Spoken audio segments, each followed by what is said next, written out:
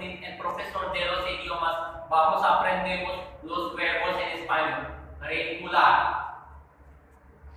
Abandonar, acabar, acampar, aceptar, acompañar, aconsejar, acusar, adaptar, adivinar, admirar, adoptar, adorar, agitar, agotar, agravar, agrupar, bordar, anunciar, apartar, apreciar, agregar, asegurar, asustar, atrapar, ayudar, asistir, alcanzar, abonar, abordar, abortar, abrazar, abrigar, abrochar, abusar, acercar, viajar, aclarar, acoplar, acosar, acrecentar, acreditar, activar,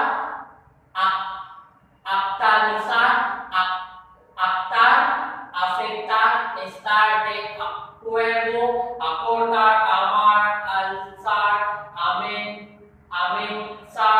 amenazar, ampliar, amplificar, analizar, anhelar, añorar, anotar, anular, apagar, apartar, apartar, apelar, apestar, aplastar, aplazar, aplicar, aportar, apoyar, apuntar, buscar, trepar, mirar, pensar, vibrar, manejar, cortar, caminar, ganar, secar.